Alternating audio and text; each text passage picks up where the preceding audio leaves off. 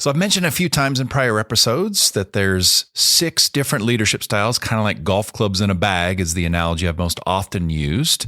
But these are defined by the Korn Ferry Hay Group's research over several decades, observing workplaces, pulling in data in terms of the behaviors that leaders exhibit. Today, I want to dig into one of those leadership styles specifically, which is the directive style. It's the Leading on Purpose podcast, helping leaders, teams, and organizations lead more intentionally, effectively, and with purpose.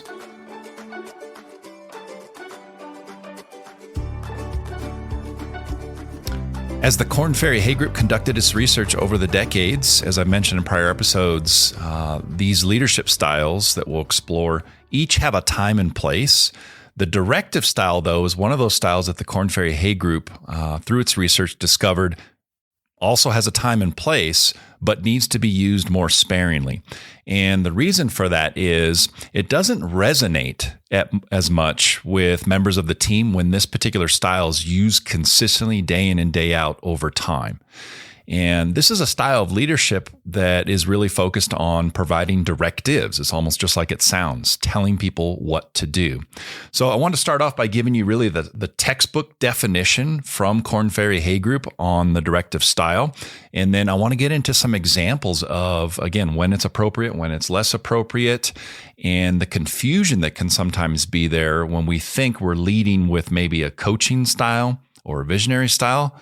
But the team's perception, how it's landing with them is, boy, you're being really directive right now. So, textbook definition. The primary objective of the directive style is defined by the Hay Group is to gain immediate compliance. And so let your mind go ahead and gravitate towards some of those examples that exist in your work as a leader. There are times when we need to gain immediate compliance. So there's already an idea of appropriate use of this style. Now, the directive style relies on directives rather than direction. And so that's a key distinction here when we think about the gap sometimes between intention and perception. If our intention is, I want to provide a little bit of direction, but the team is perceiving it as hard and fast directives, leadership's in the eye of the beholder. We're actually being directive. We're not providing guidance, support, and direction that we might think that we are. There's little or no context setting or dialogue. So it's a key distinction here between the directive style and later on we'll explore the visionary style, which I think everyone has heard of. Both styles will tend to tell people what to do, where we're going. The key piece that directive is most often missing that really creates a distinction between it and visionary is going to give you the whys. Here's why we're going to do it that way. Here's why this particular expectation or process is so important to us. The directive leaves all that out. It's really down to here's what I need you to do and here's when I need you to do it. And those are really the key things that differentiate this style from, let's say, the visionary style. So no context setting or dialogue. Feedback does occur through the lens of the directive style. If any, though, this feedback will tend to be negative, corrective, and at times coercive. And I want to talk about that a little bit more when we talk about some of the subtle nuances in the use of this style. Oftentimes, through the lens of feedback, it comes with an implied or explicit threat to ensure compliance and enforce our norms and standards. So really, textbook definition there for the directive style. Now, again, your mind might gravitate towards, is there a time to have consequences? Is there a time to tell someone on the team when you're giving them feedback, I need you to do it this way by this date or else? Absolutely. But unfortunately, I think what I notice a lot of times is we're guilty as leaders sometimes of not giving feedback soon enough. And so we'll let a situation kind of fester, snowball over time when we could have maybe nipped it in the bud a little bit earlier. And once it is snowballed and it's gotten so big and we have to deal with it, we'll jump to this directive style where we really have no choice as a leader but to say to someone, fix it or else. And so in later episodes, when we talk about, for example, the coaching leadership style, is using coaching maybe a little earlier in the situation before it becomes a snowball to get someone bumped onto the right track before it snowballs into this big issue that now we're forced to really build some consequences around. So Korn Ferry Hay Group says, hey, basically this style, the directive style, is most effective when really applied to simple, straightforward tasks. So it's, hey, there's only one way to do this, and here's the steps to do it. In crisis situations, which I mentioned earlier, when non-compliance could result in serious problems. And so my interpretation of that is, one thing I'm not a big fan of when I'm leading a team is allowing people to bump their heads unnecessarily for the sake of learning. And I think you do learn from failing. I think you do learn from stepping into a situation where you don't get it right the first time and you're forced to navigate and adjust. And you really build a lot of competency and capacity by facing adversity and stepping into situations that aren't successful maybe out of the gate. What I'm talking about avoiding, and what this points to for me in terms of non-compliance could result in serious problems, is when you know what your team member is about to do or your employee is about to do is a train headed for a brick wall. I don't allow that situation to play out. I don't want my team, my employees, to face unnecessary harm. And so be cautious with this directive style, when we're really looking at compliance versus non-compliance. I think we need to step in and say, hey, time out. I'm all about your learning and development, but I'm going to tell you right now, the track that you're on, we're headed for that brick wall, and we need to prevent that from happening. And that's a really appropriate use in my mind of the directive style. One final piece here that the Hay Group defines: with chronically underperforming team members. And so an interesting piece for us as leaders, when we find ourselves having to be directive with someone is not performing well, and we really start to zoom in terms of the feedback that we're giving them, we get even more critical. We start to have to lay down consequences for this individual. Hey, do it or else, do it by this date, or this is what's going to happen. If that's not working and the person continues to underperform, sometimes our tendency can be to do even more directive leadership. And so you can really get yourself down a negative path here as a leader when someone is underperforming if we haven't tried maybe one of the other styles, such as coaching, which real briefly, its focus is really on the person and understanding what ideas, what's the perspective of the person that you're coaching, what ideas do they have around fixing their own problem. And we'll get into that later in terms of why that's tends to be more effective when we're giving feedback. But again, avoid this temptation when we're using the directive style and we're laying down consequences. And if it's our first at bat with this person in terms of giving them feedback, based on a particular performance issue, avoid that tendency to say, let me start with directives, and then if you're not doing it, I'm going to come back with even more consequences. You may have missed an opportunity to coach this person, to take a little more time to listen to what led to the performance miss, what's going on for you, what's your perspective on the situation. And so that's my interpretation of this last one here that the Hay Group defines around when this directive style is most effective. So switching gears, the Hay Group also provides some bullet points around when this particular style, the directive style, is least effective. When applied to complex tasks and situations requiring detailed information. Okay. So directives are really, the directive style is really intended to be short and sweet, used in small doses. If the situation has much more complexity than that, extra steps, it might not be the right style to lean into. Another time it's ineffective with self-motivated, capable employees.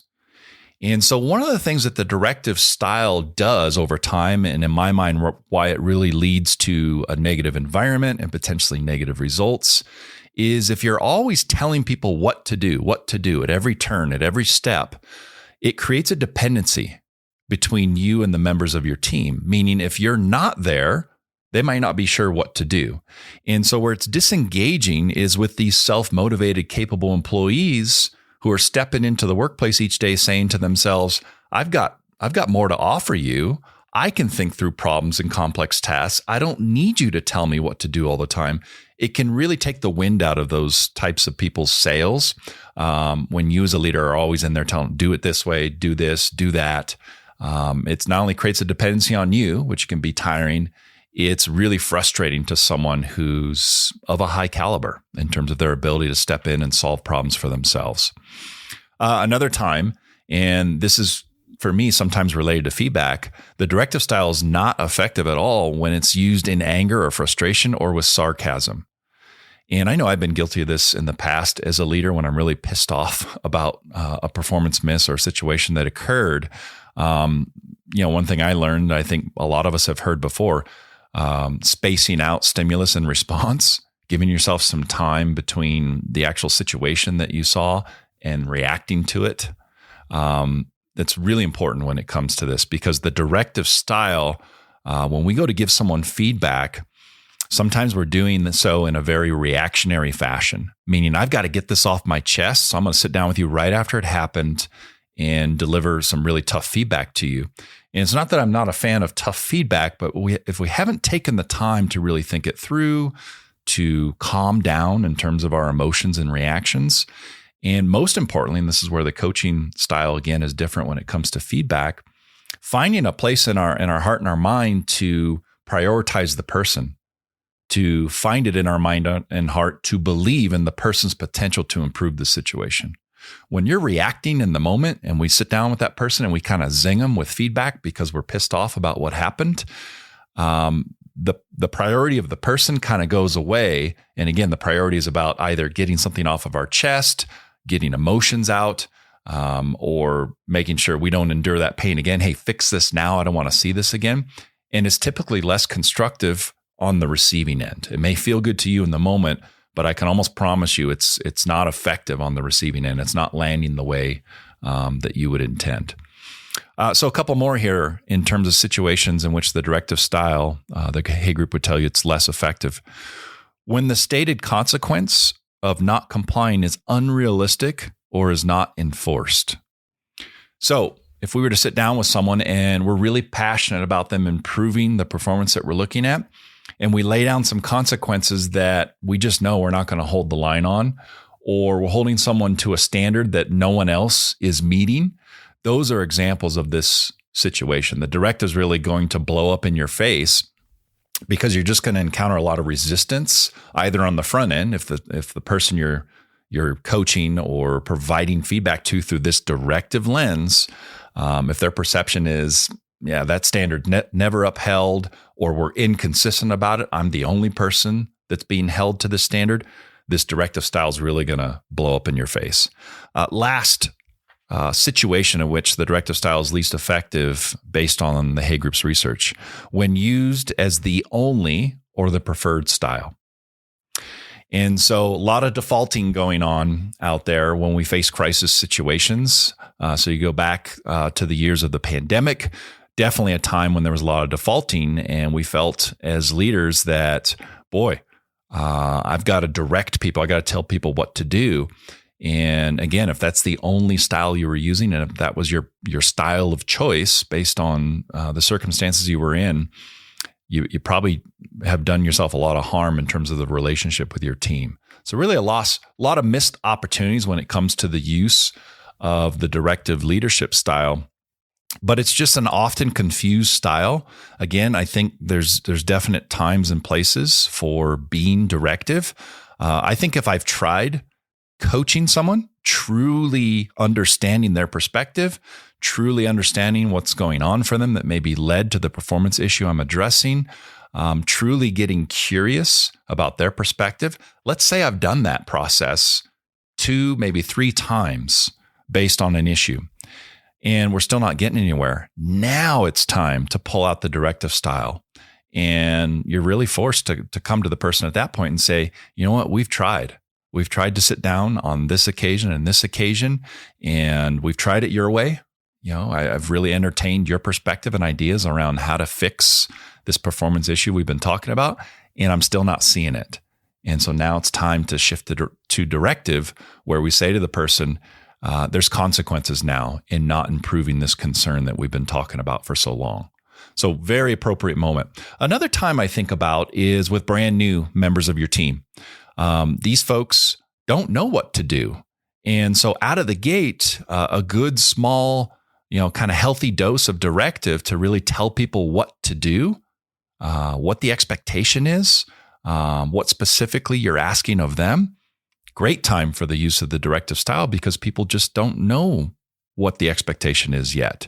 And so when people are lacking that information, another time with directive when it's appropriate, again, in kind of a small dose, is if you're just noticing a member of your team, or maybe let's say the whole team has kind of fallen off on a particular standard, the directive can be used to just quickly reset the bar. Hey, let me tell you one more time what the standard is, what specifically we're looking for, and you just quickly reset that bar and you pull back in terms of your use of that style. So that's a small moment when directive is very appropriate.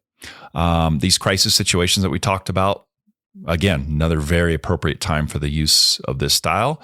The urgency of a situation, you've got a looming deadline, all very appropriate times for the use of directive.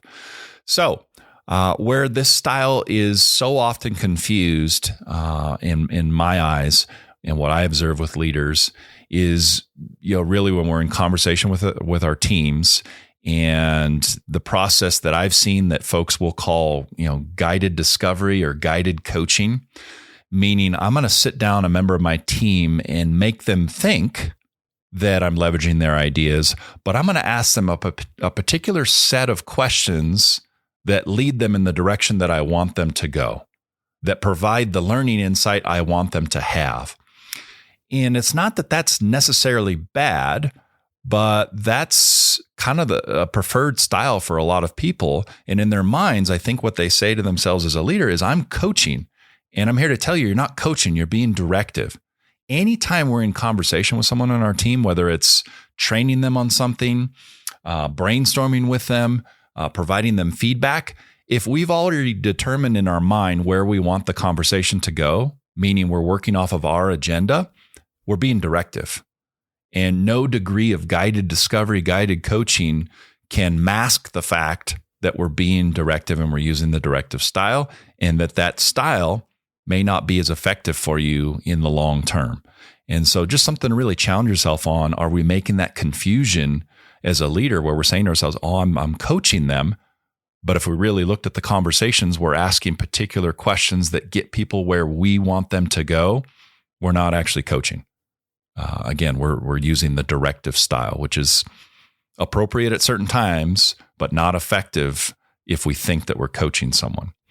The other piece here, when you kind of examine the conversations you have with your team, or maybe you examine a feedback conversation you have with someone, the other way I can really observe and notice if we're using the directive style, and you might, create some self-awareness around this for you, is who's doing most of the talking. And so if you're doing most of the driving when you're giving someone feedback, you're doing most of the driving in the conversation, there's not a lot of high levels of listening during the conversation, it's likely directive. And so the version of listening that most often is associated with the directive style is selective listening, which my wife would tell you I'm very good at selective listening, and most of us are. But what that looks like and why it's directive is I will listen long enough when I'm being directive with someone on my team. I will listen long enough until either I think I know the answer to the situation we're talking about, till I hear something that's interesting to me, till I notice they mentioned something that was already on my agenda in terms of where I wanted this thing to go. And so if we're choosing things to hear in the conversations with our team and using that to guide the agenda of the conversation, the agenda of our motives with our team, we're being directive. And you can't really call it anything else. And again, this style, as defined by the Hay Group, Korn Ferry Hay Group over the decades, will lead you to negative climate, will lead you to burnout, will lead you to dependency. And so sometimes when we use the directive style, you'll have members of your team who don't leave. They actually stay. And what they learn to do is, check my head at the door. The boss is going to give me all the answers. I don't have to do any thinking. This is pretty easy. I'm now dependent on my boss. And that can be a really exhausting relationship to be in for you as the leader if you're the only one with the answers and they always have to knock on your door 20 times a day to get an answer. And so, some things to think about. So shifting off of this style, if directive is high on your repertoire list and it's something you use very often, a few things to think about to really shift gears, maybe more towards visionary or towards coaching is, when it comes to coaching, I always think about, again, high levels of listening. And I think about Covey's work, Stephen Covey's work around the 5 levels of listening. And one of the things he talked about when we really arrive at the highest level of listening, which he called empathic listening, the 5th level of listening, we cross this barrier, we cross this line, and all the way up through the lower levels of listening, which include ignoring, pretending, selective listening, attentive listening, where we've got all the makings of good listening, but we're not fully empathic yet. Level 5 is this empathic listening. The barrier that Stephen Covey said we cross is whose frame of reference are you in? And so through those first 4 levels, pretending, ignoring, selective, and attentive, we're in our own head. We're on our own agenda. We're thinking in terms of outcomes we've already dreamed up. When we move into that other person's frame of reference, one, it's a vulnerable thing that we're doing there, but we really move to an empathic place. And that can be a good way to break yourself out of directive, is to say, okay, who's doing the talking in this conversation? Whose frame of reference am I really living in? Am I in my own head, or am I listening very openly and honestly to what this member of my team has to say? And so challenging yourself on listening can be a great way to shift from directive to more coaching behaviors. Another way to shift off of it is to just get curious. So even when you're providing someone feedback, to really go into those conversations with a genuine curiosity around, I wonder what their perspective is. I wonder what ideas they have. And it's not that we're setting aside the urgency or importance of the issue. It's that now we're getting curious around, how do we fix it for good? And that can be a really powerful way, again, to shift from directive to coaching. Directive to visionary. So if we're out there providing a lot of directives and we want to be providing direction, the big difference there is going to be the whys. And really coming in with, here's the long-term vision of where this is going. Here's why this is so important to our team, our broader department, the organization, to your development, really providing those whys. And then maybe letting go a little bit of the what's and how's, letting your team help you determine those pieces. That can be a great way to shift off a directive into maybe more of a visionary approach. So again, if you're noticing yourself in some of these behaviors that I'm describing that are really the directive style, really urge you to challenge yourself to get off of those. And I know directive is really, really efficient. And so if you're in the type of leadership role where you don't have a lot of time on your hands, which I think is pretty much everyone, the directive style can be very efficient, meaning I go over here, tell these people what to do. I go over here and tell these people what to do. And so it can be a very efficient style in terms of the use of my time, because like coaching and visionary, where we're really asking for a conversation and we're getting curious and we're asking the team to weigh in with their perspective, that takes time. It's not as efficient. What I'm here to argue is it's more effective, and the directive style is less effective. And again, I've seen it with my own eyes, but particularly when you look at the Korn Ferry Hay Group's research over the decades, high use of the directive consistently over time leads to not so great things in terms of your team's environment and the results that they're achieving. And so really important thing here to urge yourself, me urging you basically, to get off of this directive style if it's one that you're defaulting to too often. So thanks so much for tuning into today's episode. Please like and subscribe wherever you're taking this podcast in. And in the next few episodes, we'll unpack the remaining leadership styles that the Hay Group defined in their research over the decades. Thanks so much, and good luck shifting off of some of these directive behaviors.